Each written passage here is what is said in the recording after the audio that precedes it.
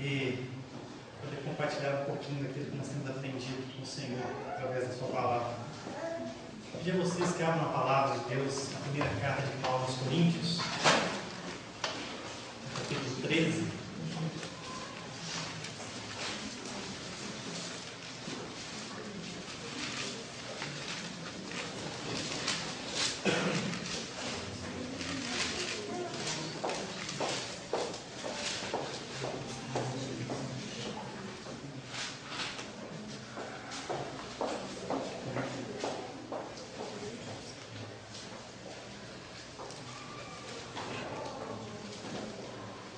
Coríntios 13, versículo 7.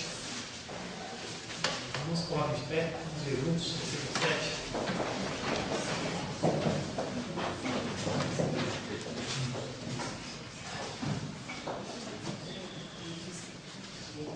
Capítulo 13, versículo 7, todos juntos, diz assim: tudo sofre, tudo crê, tudo espera, tudo suporta. Vamos começar a sentar? Muita coisa é dita sobre o amor nesse texto.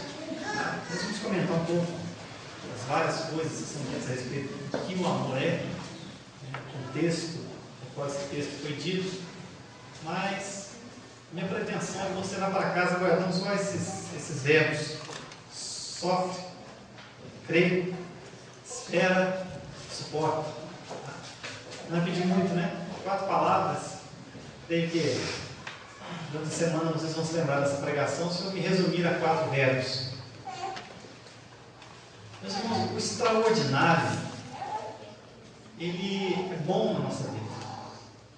Faz parte da nossa vida, né? Nos anima, nos alegra, nos fala a respeito da beleza. Mas o dia a dia pede mais do que o extraordinário. E eu inicio dessa maneira porque esse texto ele é pregado, ele é ensinado por Paulo, escrito para a igreja. Uma igreja bastante problemática. E quando ele vai tratar do capítulo 13 aqui, ele já está entrando num contexto de culto. É por isso que ele vai dizer: eu passo a mostrar-vos ainda um caminho sobremodo excelente, diz o versículo 1, ainda que eu fale a língua dos homens, dos anjos, se não tiver amor, serei como bronze que soa, como símbolo que retine, ainda que eu tenha o dom de profetizar e conheça todos os mistérios, toda a ciência, ainda que eu tenha fé, a ponto de transportar os montes, se não tiver amor, nada serei. E ainda que eu distribua todos os meus bens entre os pobres, e ainda que eu entregue o meu próprio corpo para ser queimado, se não tiver amor, nada disso me aproveitará. Corinto era uma igreja que gostava do extraordinário. Eu já vi muitos comentários a respeito desse texto, como se diz, né? Ainda que eu fale a língua dos homens, dos anjos. Muitas pessoas, às vezes, tentando dizer: olha, isso aqui na igreja se falava ali em línguas estranhas, outros já dizem, não falava. O texto foi escrito muito tempo atrás, né? Não dá para saber exatamente se falava, se não falava. O certo é que a igreja tinha ali um amor, um desejo pelo extraordinário. A igreja gostava disso, né? A igreja gostava da profecia. Parece que havia até uma certa bagunça no culto, porque Paulo dizia: olha, fale um, depois fale o outro. Se tiver alguém falando em línguas, que haja quem interprete. Enquanto um fala, o outro se cala, e se for profetizar é um por vez. Esses eram os costumes daquela igreja. Não quer dizer que devemos trazer para essa igreja aqui, ou que devemos condenar outra igreja que tenha costumes parecidos. Não é disso que trata o texto. O que Paulo está dizendo é que o extraordinário, ele pode ser vazio. Se faltar, uma coisa muito simples: o amor. Se faltar o amor, o extraordinário pode ser resumido a nada. Porque, veja bem, é realmente extraordinário se eu for pensar. Ainda que eu fale a língua dos anjos, que coisa maravilhosa. O que será que é a língua dos anjos? Eu não sei. Alguns acham que sabem, talvez tenham razão. O que será? Mas é algo extraordinário. O dom da profecia, né? Da maneira extraordinária, como talvez acontecesse ali em Corinto, alguém chegar e trazer uma mensagem do alto, aquele que tem a ciência e saber revelar os mistérios. Não é extraordinário pensar nessas coisas? Não seria bom ter essas coisas? Seria.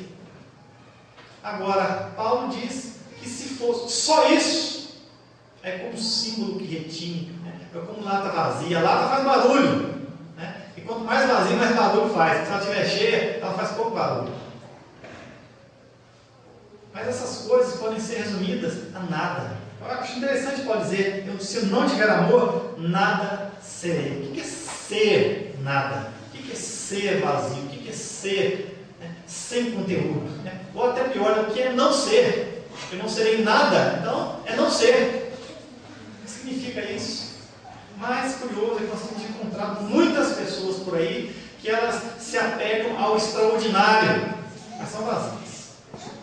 Eu não estou falando aqui, me limitando simplesmente às questões de culto, de liturgia. Eu falo com relação à vida. Eu digo para vocês que às vezes o extraordinário pode ser vazio.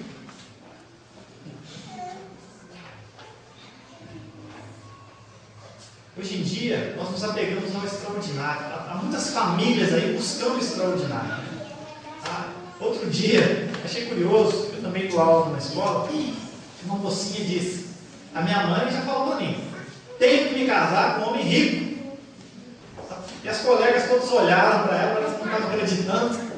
É mesmo? Ah, você está brincando, sua mãe não disse isso. Não, minha mãe falou, eu tenho que me casar com um homem rico. Eu não quero saber disso não, eu quero casar com um homem que eu gostar. Mas a minha mãe insiste, tem que ser com um homem rico. Eu fico pensando, olha, de fato, não é extraordinário casar com uma pessoa rica? Claro que é. Vai dizer que não é? Claro que é. Já imaginou você, casar com uma pessoa que possa pagar para uma igreja muito bem enfeitada? Eu me lembro de ter ido um casamento de uma pessoa muito rica, sabe? E muitas flores, muitos enfeites, contratou uma banda, tocaram músicas ali, músicos profissionais, aquelas músicas ali muito bem tocadas, o cantor muito bem afinado, sabe? Tudo assim muito extraordinário. Quando nós fomos para a festa, no meu casamento, a gente comeu uns salgadinhos, partiu um bolo.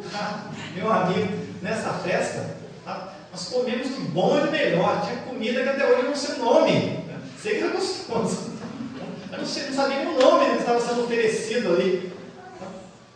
Bebidas de vários tipos, sabe? As pessoas ali muito bem servidas, os garçons, muito solícitos. Mas tudo muito bom e do melhor.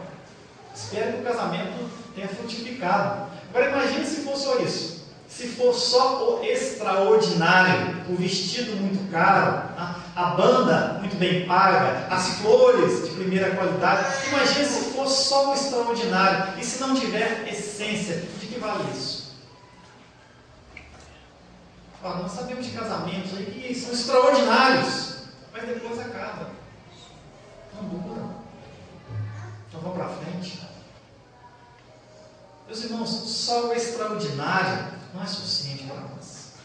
Eu digo para vocês que nós sempre esperamos o extraordinário, mas a vida não nos apresenta sempre o extraordinário. A vida nos apresenta o ordinário, o comum, o igual, mais do mesmo. Quando nós vemos aqui a história, nós aprendemos sobre a história da igreja de Corinto, nós aprendemos que era uma igreja assim, bastante comum. E eu ousaria dizer que até extraordinária no mau sentido. Tudo que a gente ouve de ruim parece que tinha ali em Corinto. Nós ouvimos falar a respeito de prostituição, ouvimos falar de coisas grotescas, até para os dias de hoje, um indivíduo dormindo com a madrasta. Ouvimos falar de irmãos brigando, da igreja dividida, olha, eu sou de Paulo, eu sou de Apolo. Eu sou de Jesus, alguns dizem, eu sou de Jesus, sou um pouco mais espiritual do que os outros, As pessoas brigando em relação ao que apresentar no culto. Então essas coisas assim, que são do dia a dia, que são comuns na vida, não somente na igreja, estavam presentes ali na igreja de Corinto. Mas Paulo vai falar a respeito de necessidade de essência. O que é um culto verdadeiro? O que é a essência do culto? E Paulo fala a respeito do amor. E ele diz muitas características com relação ao amor, mas eu escolhi somente essas: tudo sofre, tudo crê, tudo espera e tudo suporta. Sabe por quê? Eu me pus a pensar a respeito do extraordinário da nossa vida, as nossas expectativas em relação às pessoas, o que nós esperamos das pessoas e como as pessoas se nos apresentam. Imagine você que quando nasce uma criança, o que você espera de uma criança? Algum pai que não espera o extraordinário do seu filho?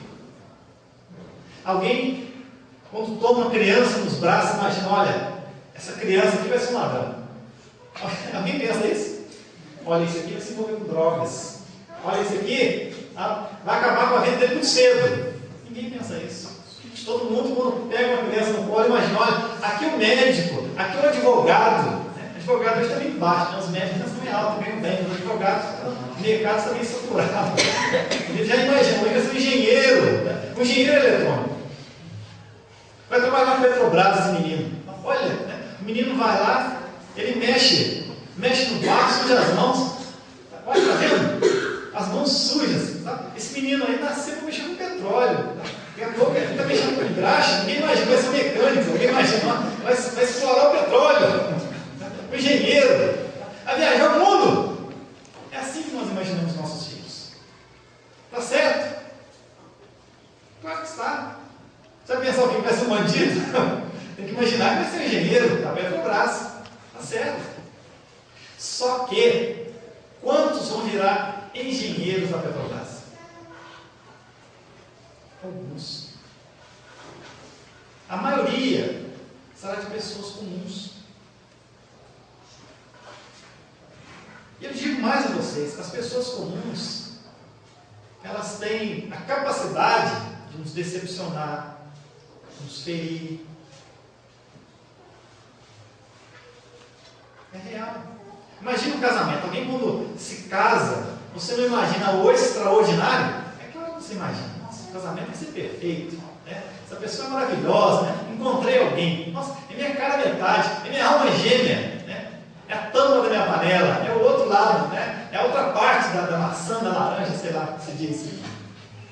É a outra parte. Essa pessoa maravilhosa, uma pessoa magnífica. Tá? Olha, eu fui sair com ele, abriu a porta do carro para mim. Isso aí já mostra que é uma pessoa gentil. E a vida inteira vai ser assim. É ser algo extraordinário. É o que nós sempre esperamos, tá? Nós sempre esperamos o extraordinário. Mas aí você se casa, e não vou dizer que vai ser ruim, né? O casamento é bom. Tá? Só que não é extraordinário todos os dias.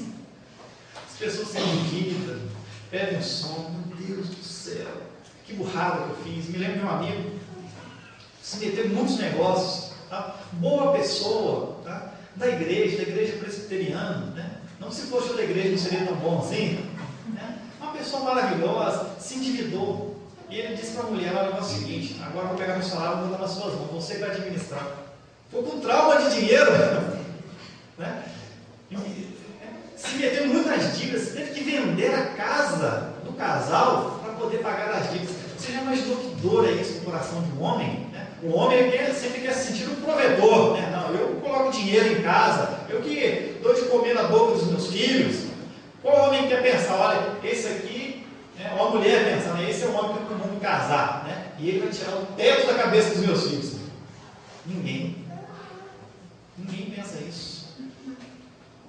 Pelo contrário, você quer o homem que vai abrir a porta do carro para você. Você quando se casa, vai ver aquela mulher entrando pela porta da igreja, linda, maravilhosa. Você fala, vai ser sempre assim. Vai ser sempre linda, sempre maravilhosa. Tá? Meus irmãos, bom seria, mas a realidade é outra. Tá? Eu não estou dizendo que as mulheres vão ficar feias, não vão. Quem pensou isso, né? Estou aqui verbalizando o que você pensou.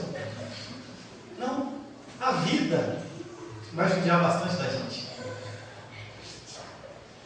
Judia. A gente envelhece, né? Vem os cabelos brancos, a gente se cansa, a gente se adoece, a gente se abate.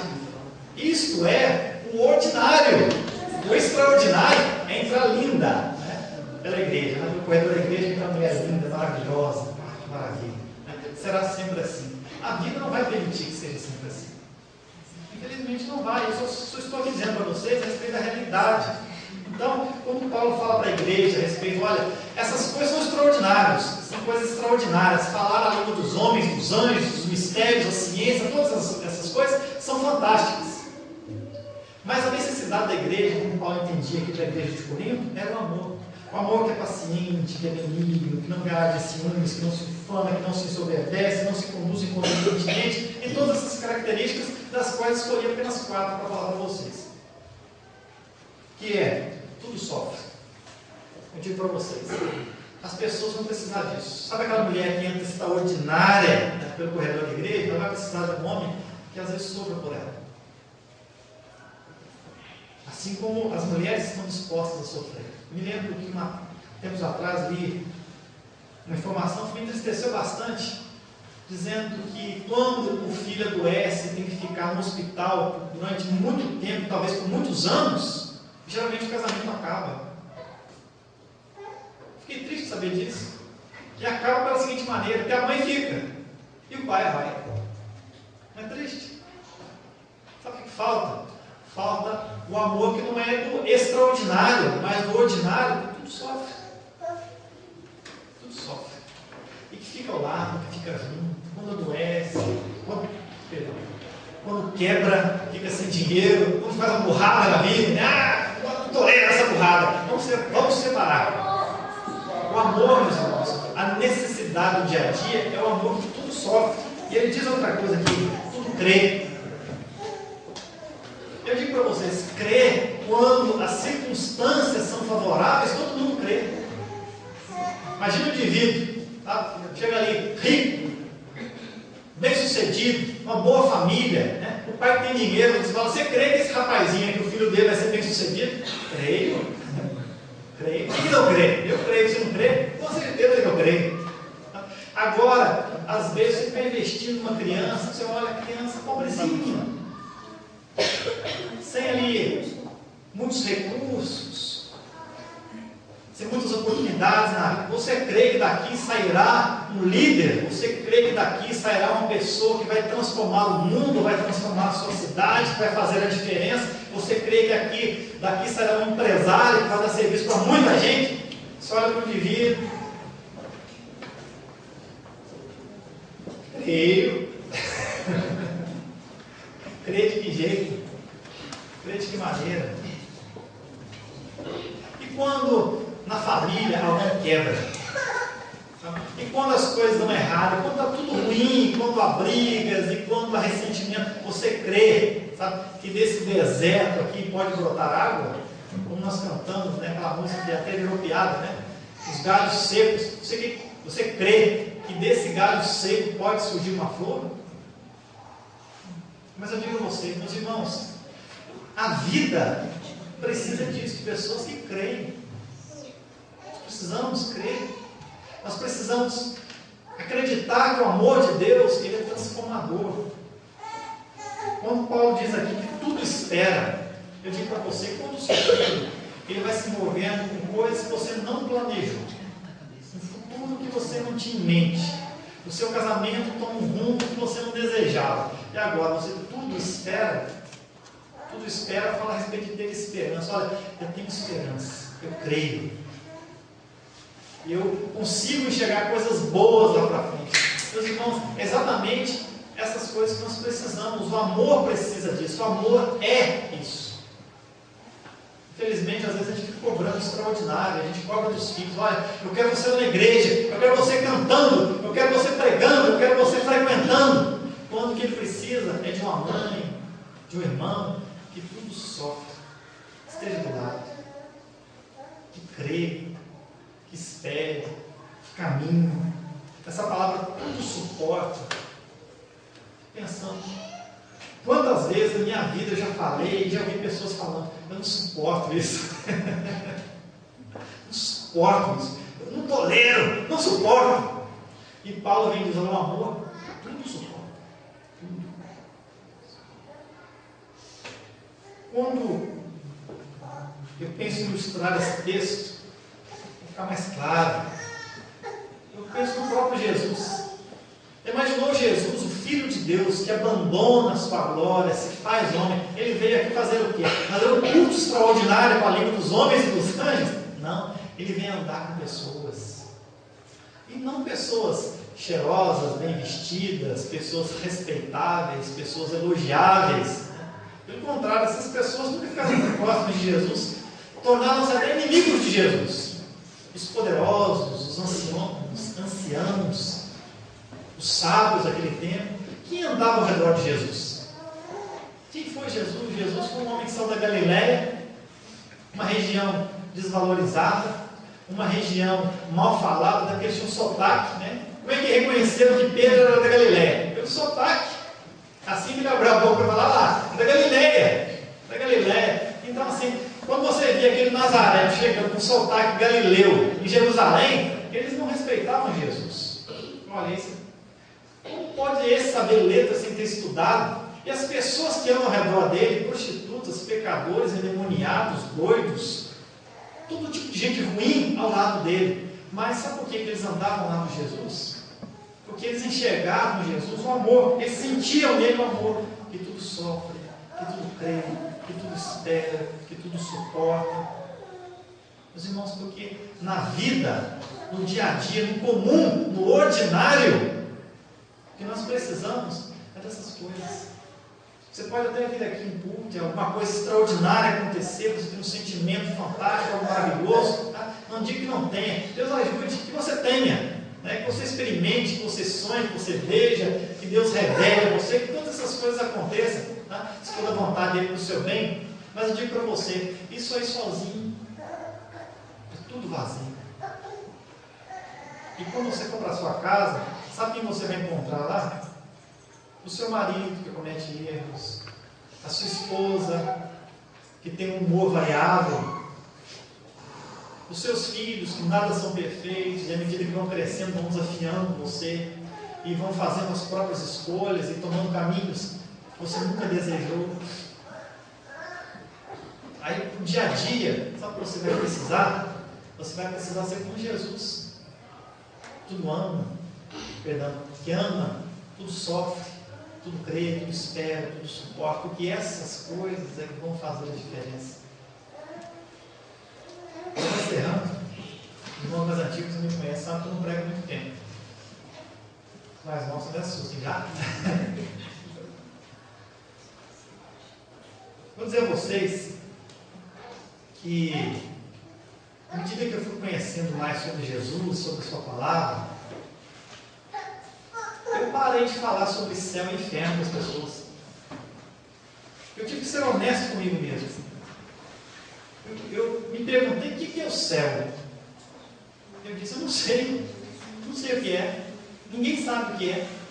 Há algumas metáforas na Bíblia, fala a respeito de trono, fala a respeito da grande Jerusalém, né? Cidades com ruas de ouro, pérolas, essas coisas, mas tudo isso para mim é metáfora, porque eu não imagino que se eu for para o céu, que o ouro vai fazer diferença para mim, não. Alguns pastores, alguns irmãos já os ouvi pregando, olha, lá nós vamos morar numa mansão. Eu não faço questão de morar em mansão nenhuma. Vou para a casa da minha mãe, a casa tão simples, me sinto tão bem lá. Não preciso de mansão para viver. Lá vai ter um banquete fabuloso. Quando a gente está com quem a gente ama, né, pão novo é um banquete maravilhoso. Então eu tenho que ser sincero, eu não sei o que é o céu. Eu sinceramente não sei. Creio na Bíblia que vai haver o céu, que vai ser bom, que Deus mora lá, que eu morarei no céu, né? Eu canto isso, creio nisso, mas para ser sincero, eu não sei o que é. Tampouco sei o que é o inferno, mas também não faço questão de saber. Sei que é ruim, sei que é um local de tormento eterno, mas eu também não sei o que é tormento eterno, não quero saber. E espero que ninguém vá para lá. Alguns vão, uma vez eu falei isso na igreja, eu espero que ninguém vá para lá. Algumas pessoas vieram, né, chateadas, ô pastor, a Bíblia fala que algumas pessoas vão para a condenação eterna. Eu falei assim, eu sei, mas eu espero que ninguém vá. Eu sei que vão, mas eu espero que não vá. Essa é a minha esperança, meu desejo. Mas acho que Deus vai perdoar todo mundo? Eu sei que o perdão é para todos, mas você tem que querer ser perdoado. Quem não crê já está julgado, eu sei disso. Mas bom seria se todos quisessem. Bom seria se todos fossem perdoados. Bom seria se todos se convertessem, se arrependessem. Bom seria. Agora o fato é que eu não sei o que é o inferno. Eu não sei. Então, eu parei de falar sobre céu e inferno para as pessoas. E hoje eu só falo a respeito daquilo que eu sei, aquilo que eu conheço, aquilo que eu experimento. Eu só falo sobre Jesus. Eu sei quem é Jesus. Conheço através das Escrituras, conheço na minha vida. Conheço através dos meus erros, os muitos erros, todas as vezes que eu errei, busquei o seu perdão e compreendi e senti que havia sido perdoado, e todos os ensinamentos dele que eu coloquei em prática fizeram a diferença na minha vida. O perdoar, o não julgar, o ser tolerante, o não me vingar, tudo que eu aprendi sobre Jesus e tudo aquilo que ele me ensinou, eu coloquei em prática, fez a diferença na minha vida. Eu aprendi com Jesus, o tudo sofre, o tudo crê, o tudo espera, o tudo suporta. E eu, como vou falar para as pessoas, falo sobre isso. Porque é isso que eu sei, é isso que eu conheço, é isso que eu experimento, é isso que eu tento colocar em prática. E todas as vezes que eu coloco essas coisas em prática, elas são frutíferas. E todas as vezes que eu não coloco em prática também, os resultados nunca são bons. Eu falo sobre Jesus, eu conheço Jesus, eu amo Jesus. E é esse amor que Jesus tem por mim, o amor que sofreu, o amor que crê, que espera, que suporta. E Cristo suportou mais do que ninguém. E meus irmãos, eu encerro dizendo para vocês, as pessoas precisam que vocês sejam Jesus na vida delas.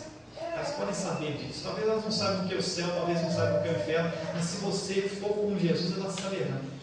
Se você crer, ainda que você sofra, se você ainda esperar e suportar, porque Jesus agia assim, você deve agir assim, você deve amar dessa maneira, porque esse é o amor que ele manifesta e revela a nós. Eu digo a você, as pessoas serão abençoadas através da sua vida. Em nome de Jesus. Amém.